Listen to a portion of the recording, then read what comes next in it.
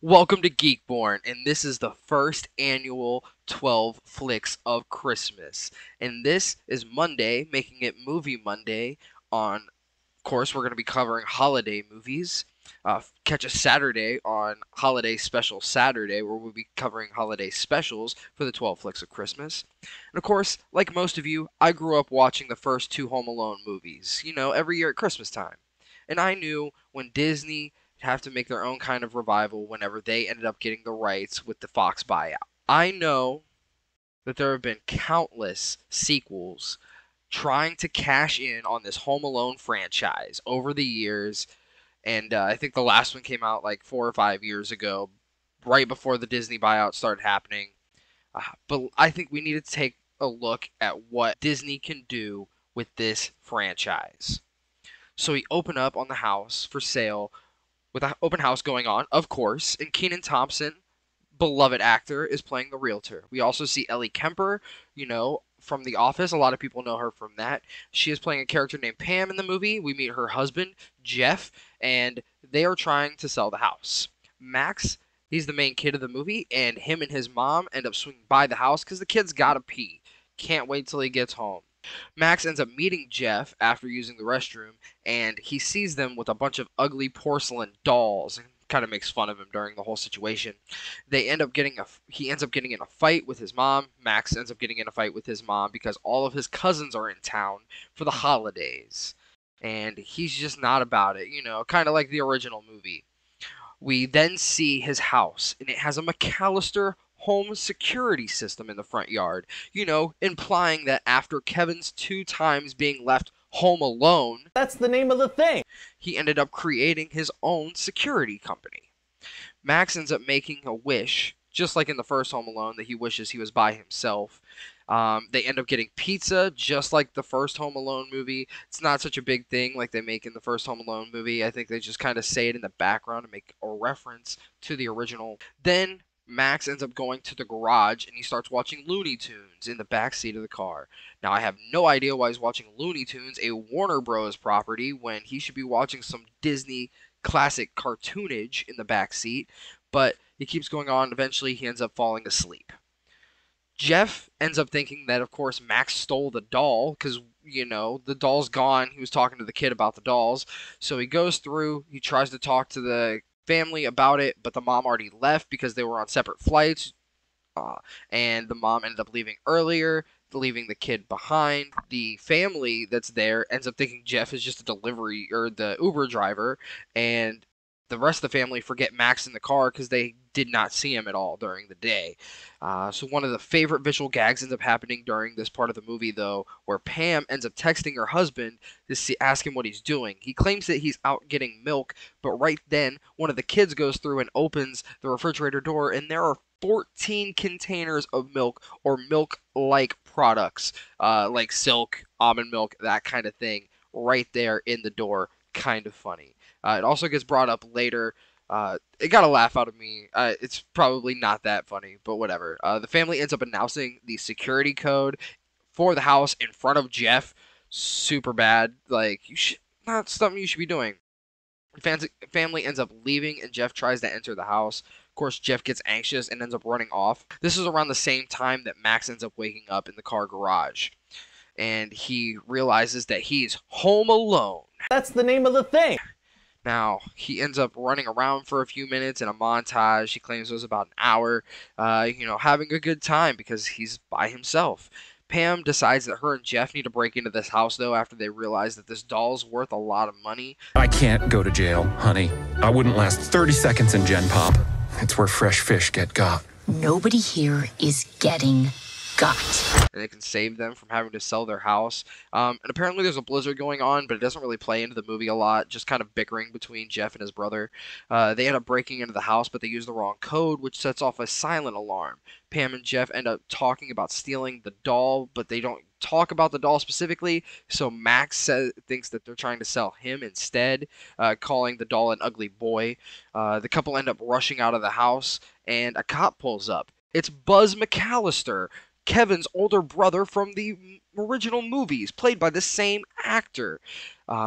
Pam and Jeff end up going through and lying their way through the whole situation, though, claiming that they live at the house and all kinds of stuff, that he forgot the code, whatever, and Buzz ends up letting him go because, whatever.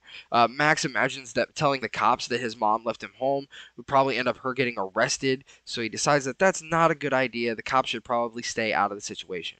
Apparently, Kevin also likes to just screw with Buzz, and he calls a fake report of a kid left home alone, like ever since Buzz became a cop, because he was left home alone twice.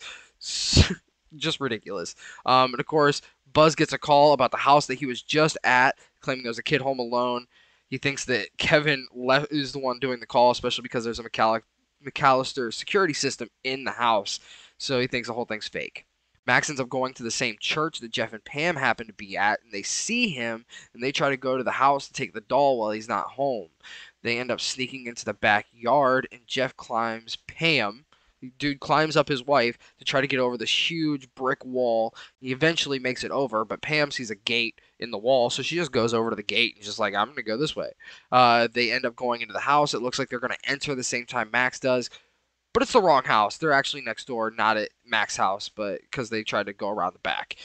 They end up flailing in some icy water that's on top of a pool's tarp because the pool had a tarp on top of it, and they end up falling in. They end up falling down some stairs, of course, shortly after that. And then right next door to Max's house, they plan to come back at midnight. Max happens to be outside, though, and overhears this conversation.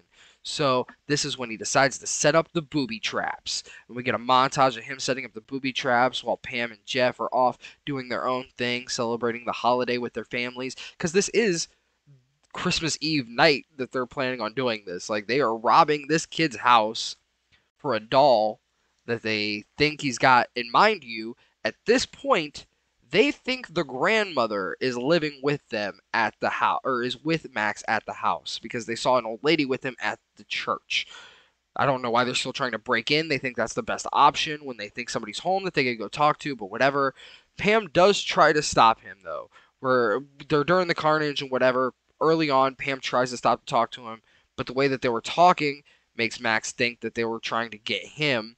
So he's not having it, and then the way Max ends up talking makes them think that he's trying to keep the doll away from them, so they end up going through and doing all this stuff. We get the same kind of traps you normally get. None is quite as deadly as the original movies, but some pretty creative stuff going on throughout this.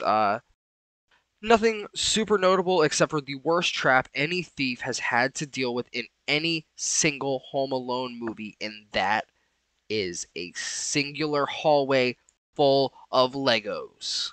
The worst thing imaginable. Truly terrifying, I tell you.